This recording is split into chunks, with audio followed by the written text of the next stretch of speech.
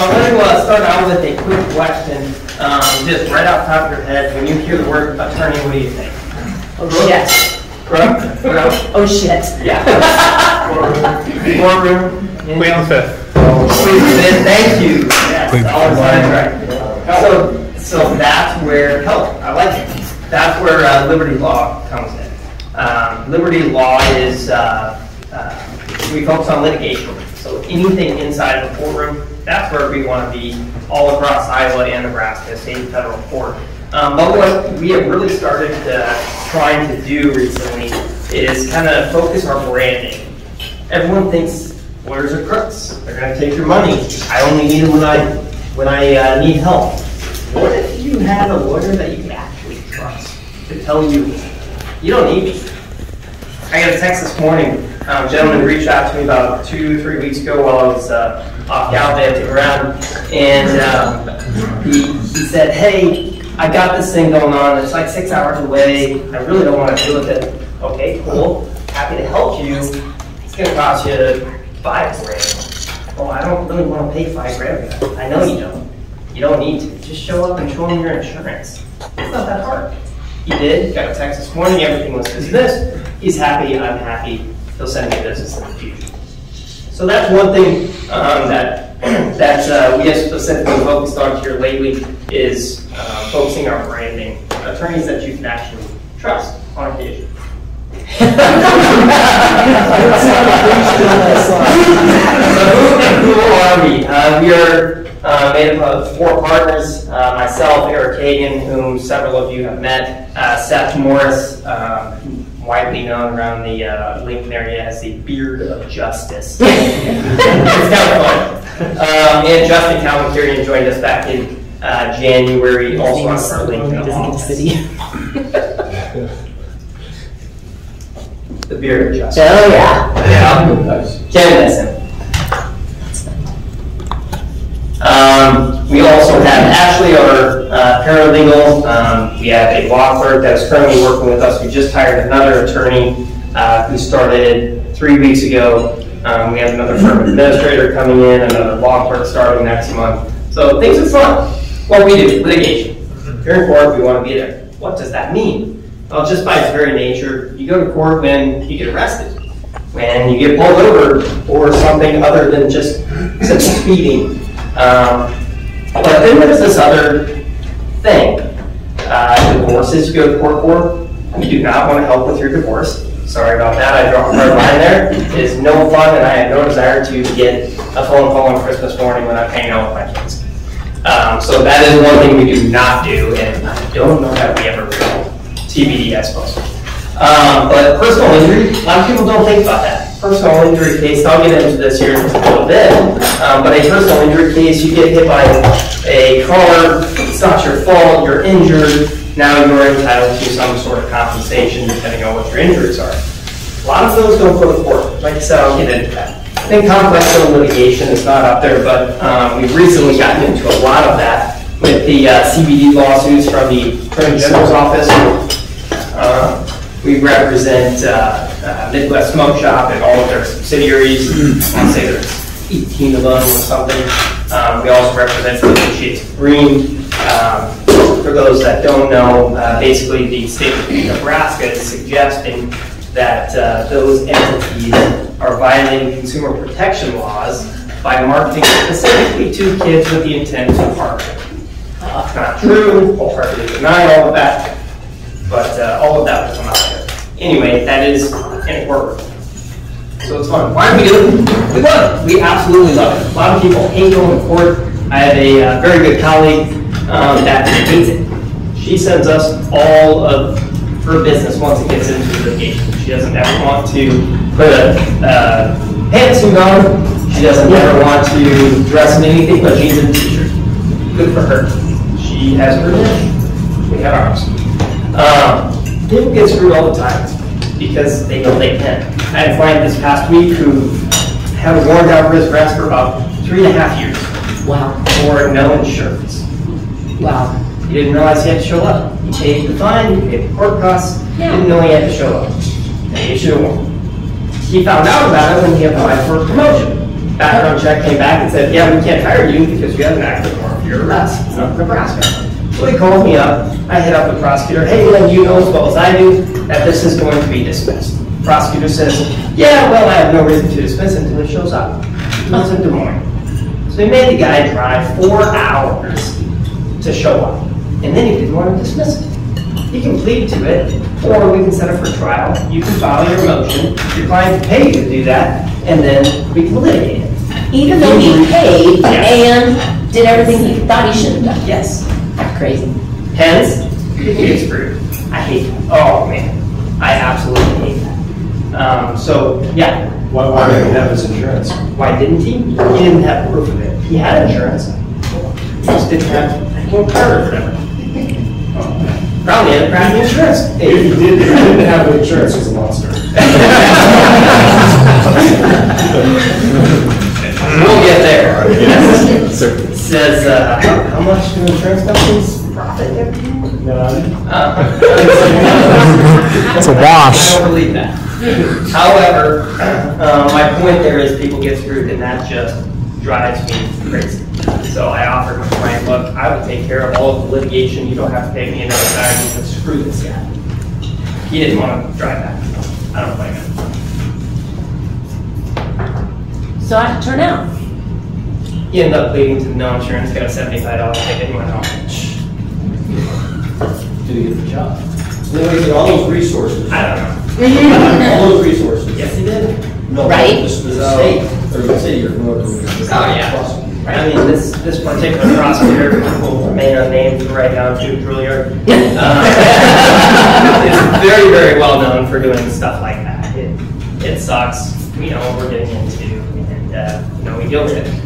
That brings me back to insurance companies and the litigation algorithm, as I call it. Basically, anytime you're in court, you have two options: go to trial or negotiate and settle.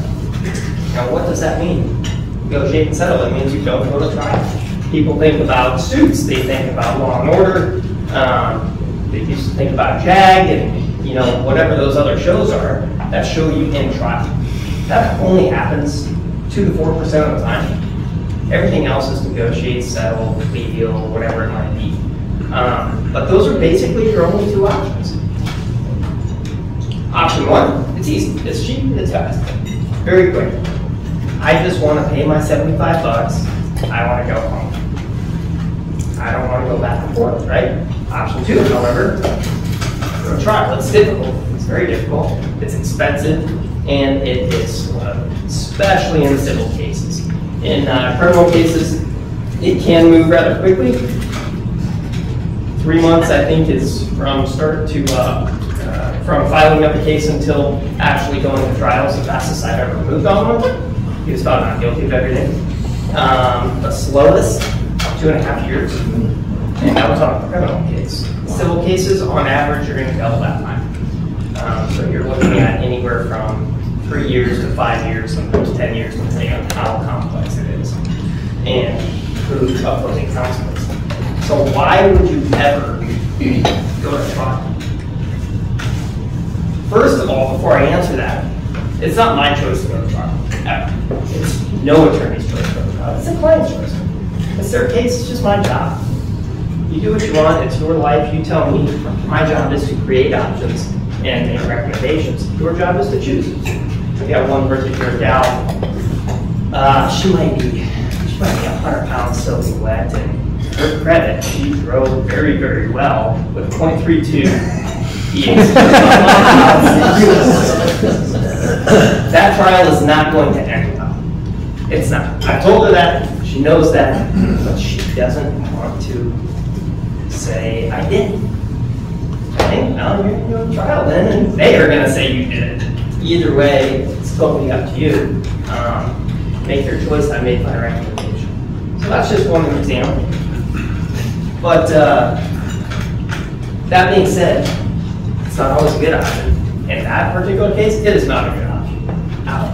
She has a constitutional right to a trial. She really, really wants that. I'll give it to her, and I'll do the best I can to explain why 0.32 is not intoxicating. Haven't figured out how. Hey, Hindsight right she now. might be intoxicated, but she wasn't incapacitated. I mean, that's a win. She's still going to jail. You need to do it while you're blowing .32. Trial and error. I need to not do that. That's also a very, very bad option. I think there was a glitch in the machine. When was the last time they calibrated it? We hired an expert and it was Damn it. 27 days before. I tried. Believe me, I tried. However, sometimes trial is a very good option. Yes, there are pros and cons to it. What it comes down to is kind of your risk for appetite. A lot of times, trial is all or nothing. If you win, you win big. I'm not going to bill you for it, but you win. If you lose, you also lose big. One thing that's not on this slide, which I think is fascinating, is something called a trial penalty. I think I talked about this last time. But basically, if you exercise your right to a trial, you get penalized for it. It's your constitutional right. They can't penalize you for it, which is why they don't call it a trial penalty. Everybody in the defense bar knows it exists. Prosecutors vehemently deny it. Judges will never mention it. But when you have a plea deal on the table for, hey, just pay a $200 fine, then you go to trial, and all of a sudden somebody wants 30 days in jail, you can't tell me that's not a penalty, just going to trial. But it does happen, i.e. appetite for risk. So what is this actual algorithm? Insurance companies, I told you we were coming back. How do you guys make your money? Premiums. Everybody in here pays premiums. And basically insurance companies are holding and branding and crossing their fingers that you pay in more than they pay out. It's easy. Same thing like bank account once every month. Don't have a bank account once every month, right? That's it. It's fairly simple. But where does the money come from and where does it go?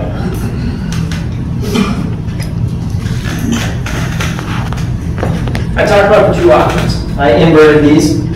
Litigation, you pay an attorney. Going rate, depending on where you are in the country, $200 an hour, $500, maybe more, maybe less. It totally depends. That's per hour. You make a phone call, you're getting billed for it. You send a text message, you're getting billed for it. You send a one-line email, you're getting billed for it. That's a .1. At $500 an hour, that's a $50 email. Fairly significant, especially if you enjoy using email as texting. Also, fairly significant. A lot of caveat to that. A lot of my clients will hit me up over and over and over the very first month after they hire me. Then they'll get that first bill, and all of a sudden they are ghosts. I don't hear from them. It's like, what do you mean you're billing me for texts and phone calls? I told you I'm available. You called. I didn't call you. I also told you I would let you know when I have an update. Not my fault. Outside of that, expenses, mileage, airfare. You think about Walmart, Menards. I had a case, theft case. The gentleman was alleged to have stolen. He was convicted. He did it. He stole a forklift or something like that. He borrowed it from Menards. He says that they told him he could borrow it. They say, their corporate office anyway, says, no, you did not have permission. I took depositions of a couple of people that were local to the community. Menards flew in corporate counsel from New York City and Michigan and Minneapolis just to observe. Oh my They God. flew in. Private jets, fly in at 8 a.m., getting on a flight at 5 p.m. Home for dinner type of thing. They don't care. However, they got to pay for it, and they know they're paying for it. What's the work to them? Experts, especially, and I told you I was going to hit personal injury cases a little bit. Experts, anytime you are in court on a personal injury case, there will likely be an expert, if not 2 or 3 of them. You're going to have medical experts. Think about what you pay your doctor. Now go to that orthopedic surgeon. Think about what you pay them, or what your insurance pays them. They are going to have experts. In order to combat that expert, you need your own expert. So now we have a battle of the experts. anything related to firearms, mechanics, medical, all of that stuff almost requires an expert. It is borderline malpractice not to have them. They cost money. Insurance companies know that. So who's right? When you have two experts? I am right, always. So I mean, who's Not necessarily, it depends how you play it.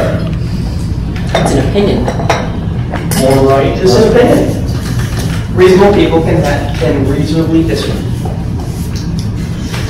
But I'm going to be more persuasive. On the flip side, resolution. So that is litigation.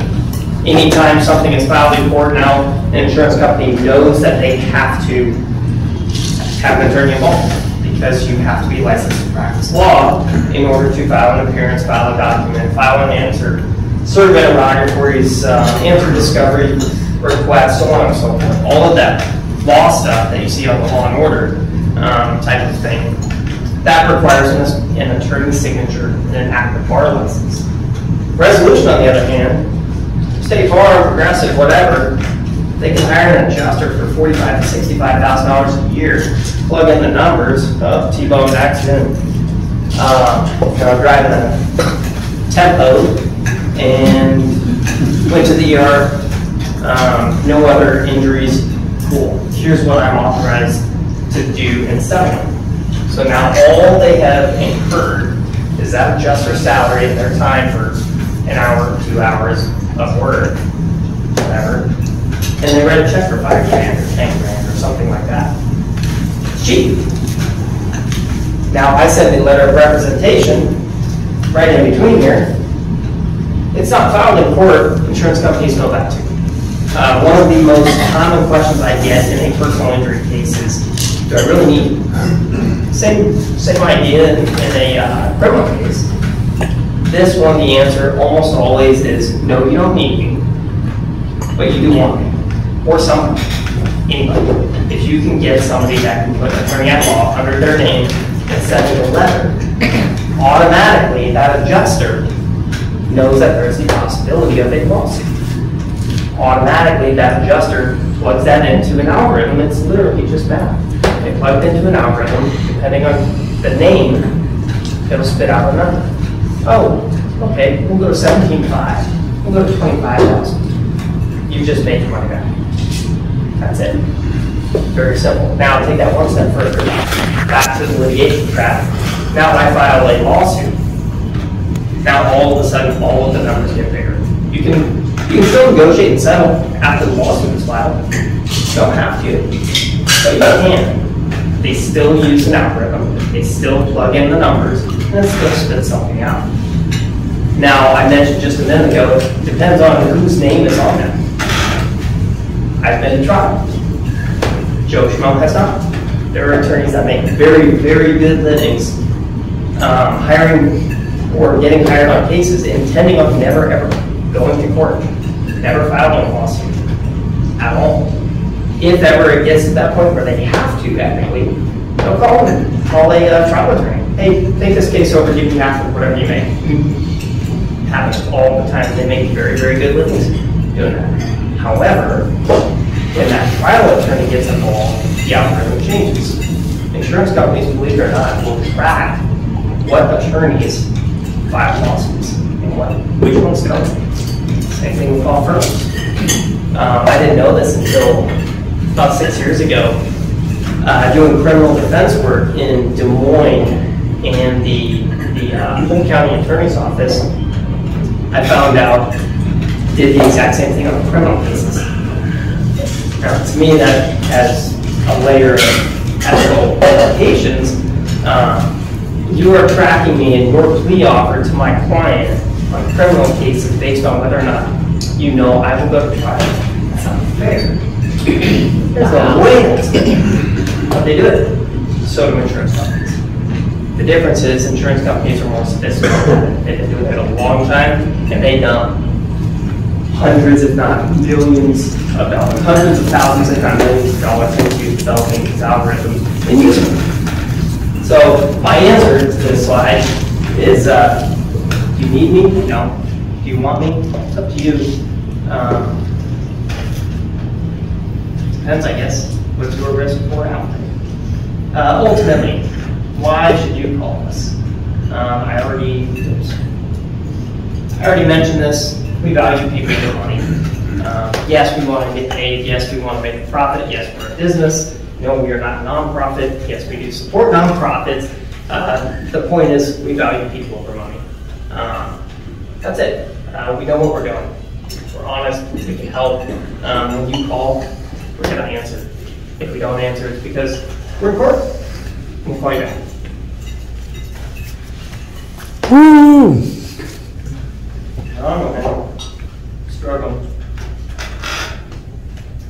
So where are we now? Just in general, like I mentioned, we operate in Iowa, we operate in Nebraska, state and federal court, criminal and civil stuff. We're focusing on branding, remarketing. Thank you, Shannon. She's done a phenomenal job helping us out. If you guys ever go to the Omaha World Herald, either in print or online, apparently people still read newspapers. Yeah, I know. Why? But if you guys go there and you click on anything related to Huskers or Creighton, you'll see us. So we have exclusive access to that, which is awesome. Employees, I already mentioned, we are expanding that clientele. We are both expanding and narrowing. So we want a certain kind of clientele. We're not going to take everything. It's beyond our scope. We don't have time for it. We're going to tell you that. But we're going to get you in touch with some of my friends. I don't need forces. Call me. I'll get you in touch with some of my friends. And the most exciting part, we have a new office coming next month. 132nd and Dodge. We've already, we're like halfway through our build out. Super, super excited. And can't wait to have everyone there. Yeah. Open house. Yes, Little ribbon cutting. Yes, it'll be good tequila. Yeah. And yeah, so that is. And vodka. Us. Yes, I will have vodka. It is? Probably not the big, huge ones. Okay. It'll be more like, 750s or something. So that's us. We try desperately to be attorneys you can actually trust. If you're in a courtroom, we want to be there. I don't know where I am on time. You're over time. To the extent you have questions, I'm here for it. Thank you.